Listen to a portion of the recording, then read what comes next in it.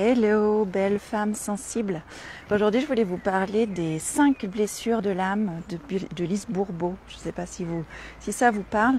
Je voulais vous parler des 5 blessures et d'une 6e blessure dans laquelle je me reconnais beaucoup et dans laquelle je reconnais beaucoup aussi de femmes hypersensibles que j'accompagne. Donc, je vais pas vous faire de la théorie, je vais pas vous faire un cours. Il y a un livre super de Lise Bourbeau qui est les 5 blessures qui empêchent d'être soi. Donc, si vous voulez en savoir plus, je vous laisse aller fouiller. Mais donc, ces 5 blessures de l'âme, c'est les 5 blessures, c'est la trahison, le rejet, l'abandon, l'humiliation et l'injustice. Je crois que j'en ai dit 5. C'est ça. J'ai dit les 5. Et je voulais vous parler d'une 6e que Lise Bourbeau n'a pas développée dans son livre, qui est la non-reconnaissance. Et pour moi, je trouve qu'elle est très très très importante et elle est très parlante aussi. Et peut-être qu'elle vous parlera. Il y en a plus que 5, il y en a plus que 6. Voilà, ça dépend vraiment des auteurs, des choses comme ça. Alors, qu'est-ce que c'est les blessures? C'est des blessures dans notre histoire qu'on a vécues, alors très souvent dans la petite enfance, mais pas que, et qui ont tendance ça a tendance à se répéter dans notre vie. Il y a des schémas qui se répètent, il y a des situations qui se répètent. Tant que on s'en est pas occupé, tant qu'on n'a pas libéré ça, ça continue à se répéter. Et alors, vous verrez dans le livre de Lise Bourbeau, il est vraiment super, mais j'étais un peu frileuse au début parce que j'avais pas envie que ce soit une étiquette qu'on se colle encore comme j'aime pas trop les étiquettes.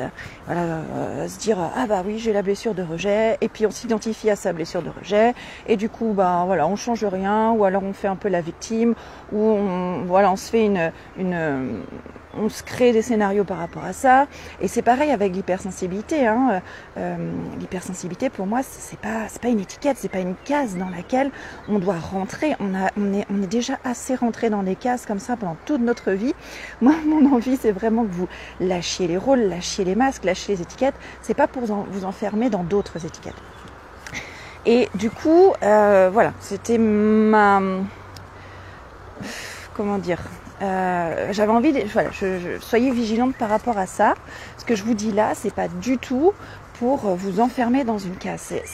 Les blessures de l'âme, de voir quelles blessures de l'âme nous concernent dans notre histoire, ça peut être utile pour de les observer pour mieux se connaître et pour voir que derrière chaque blessure se cache notre nature profonde.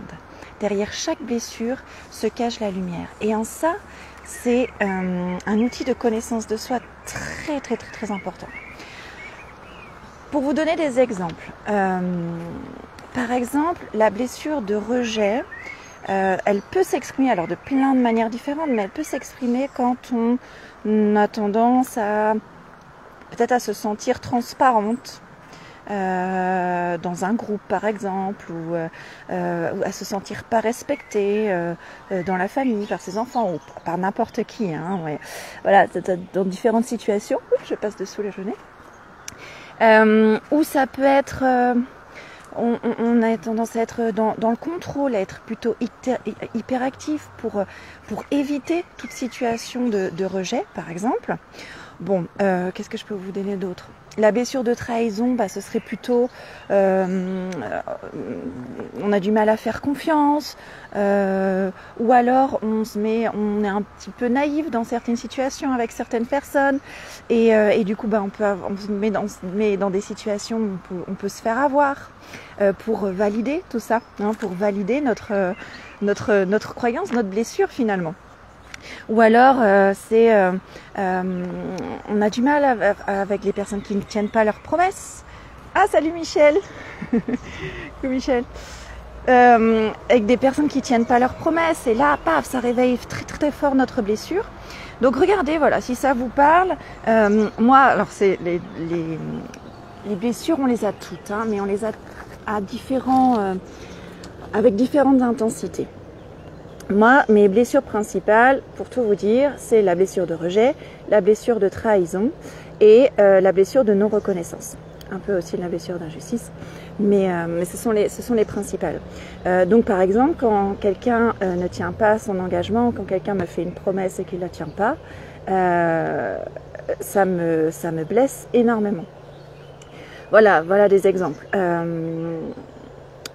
Blessure d'injustice, ça pourrait être que vous avez tendance à voir peut-être le verre à moitié vide, c'est pas juste. Ou alors vous réagissez à chaque fois qu'il y a à chaque injustice, vous réagissez très très fort. Vous pouvez aussi reconnaître peut-être vos enfants dans ces blessures-là ou vos conjoints. Hein, c'est rigolo aussi de voir nos proches, d'essayer de reconnaître nos proches dans ces blessures. La blessure d'humiliation, là c'est plus des situations ou avec des personnes avec lesquelles on se sent on a un sentiment d'infériorité. Ça peut être des choses comme ça. Ça peut être aussi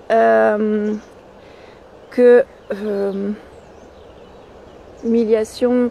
Oui, on peut avoir tendance à juger beaucoup quand on souffre de la blessure d'humiliation, à juger beaucoup ou à avoir un petit complexe d'infériorité avec certaines personnes dans certaines situations pour cacher un vide énorme derrière en fait. Hein. On fait paraître de la confiance alors qu'il y a un vide qui nous habite. Ça peut être aussi signe d'une blessure d'humiliation.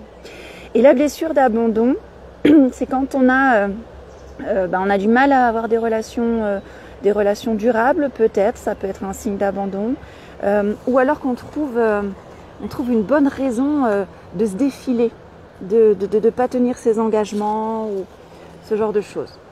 Est-ce que ça vous parle? Est-ce que vous reconnaissez dans une ou l'autre ou plusieurs des blessures? Donc ça, c'est les 5 blessures de l'âme de Lise Bourbeau, ce sont les plus connues, les plus répandues. Et il y en a une que j'ai aussi dans mon histoire et que beaucoup de femmes que j'accompagne ont. C'est la blessure de non-reconnaissance. Et ça, c'est souvent quand enfant, un enfant, il a besoin d'exprimer ses talents, il a besoin d'exprimer qui il est, il a besoin d'exprimer ce qu'il aime, ce qu'il habite à l'intérieur. Et quand on n'a pas pu faire ça, et c'est le cas de beaucoup de personnes hypersensibles, hyper empathiques, eh bien, on peut souffrir de la blessure de non-reconnaissance. Chacune des blessures, il y a 3 façons de manifester chacune de nos blessures dans notre vie. Soit on la renie, donc on fait un peu tout l'inverse, soit on la rejoue, c'est-à-dire qu'on reprovoque des situations, enfin on refait la même chose, on la rejoue, soit on la sublime, quand on arrive à avancer, à évoluer, à tirer des enseignements. Coup de téléphone. Et donc il y a ces 3 manières-là. La blessure de non-reconnaissance, quand on la rejoue, c'est quand on se suradapte, on fait tout pour être reconnu, pour être vu, pour être aimé, voilà, ça c'est une manière. La suradaptation, c'est signe d'une blessure de non-reconnaissance. Et on peut refouler cette blessure-là plutôt en créant des situations dans lesquelles on va se mettre en difficulté, on va s'auto-saboter, des situations d'échec pour finalement revalider ça et revivre ça encore et encore. Et voilà, je ne suis pas reconnue, nanadidadada. Donc le but, c'est juste d'observer vos blessures. Si vous vous reconnaissez, si vous avez envie de creuser le sujet, je vous ai donné la référence. Mais c'est de vous observer dans vos comportements, dans vos réactions, dans vos surréactions, dans les situations qui se représentent, dans votre vie, dans votre famille, dans votre rôle de maman. Et puis, d'arriver petit à petit à sublimer vos blessures. Elles ne vont pas disparaître, elles font partie de votre histoire, elles font partie de vous. Mais déjà de vous observer sans jugement, avec bienveillance, et puis de les sublimer un petit pas après l'autre. Par exemple, en sublimant la blessure de nos reconnaissances, on peut arriver à être soi, à garder sa propre identité, à continuer à suivre son chemin, à suivre son rythme, à montrer qui on est. Moi, j'essaye de sublimer cette blessure à mon rythme petit à petit pour... Là, par exemple, avec ce défi de live, en étant spontanée dans les vidéos que je vous fais, comme celle-ci, eh ben, j'essaye de sublimer cette blessure de non-reconnaissance. Je ne suis pas en quête de reconnaissance, mais j'essaye juste d'être moi et de faire de cette blessure quelque chose de voir qu'est-ce qu'il y a comme lumière derrière. Par exemple, moi aussi, pour sublimer ma blessure de rejet, j'essaye de rassembler. J'essaye de vous rassembler, j'essaye de nous rassembler à travers mon profil Facebook, à travers mes vidéos, à travers mon groupe Facebook privé, à travers mes différents accompagnements. J'ai très à cœur de rassembler les personnes qui partagent les mêmes valeurs, qui ont envie d'évoluer, d'élever leur enfant en conscience, qui ont envie de s'observer, de se remettre au centre de sa vie, de vivre une vie consciente et épanouie, kiffante, de revivre, de reconnecter aussi au moment présent. Ça, voilà, j'ai envie de rassembler. Donc j'essaye de sublimer cette blessure de cette manière-là. Pareil, ma blessure de trahison, j'essaye de la sublimer en travaillant dans des espaces où les gens sont vrais, où les gens sont authentiques, où les gens parlent avec leur vérité, disent leur vérité. Et l'authenticité, c'est une valeur très forte à mon cœur, l'intégrité également. Donc je m'entoure de ces personnes-là, autant les personnes avec qui je vais travailler, comme des mentors, comme des coachs, comme des collègues, comme les personnes avec qui je vais travailler en tant que des clients, ma communauté. Pour moi, c'est très important que qu'on soit dans cette énergie-là, où on apprend, on essaye d'être vrai, d'être dans notre nature profonde, d'être connecté. Ça, pour moi, c'est très important et c'est une manière de sublimer ces blessures-là. Donc, si vous voulez aussi sublimer les vôtres, observer les vôtres déjà sans jugement, apprendre à le faire sans jugement.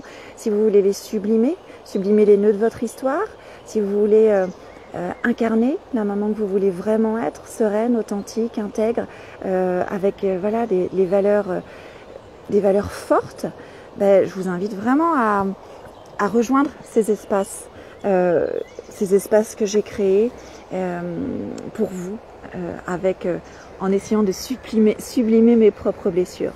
Donc je vous rappelle juste quand même par cette vidéo que ce soir se termine le mois de mai, le 31 mai, et se termine aussi l'offre spéciale de moins 30% sur l'ensemble de mes offres.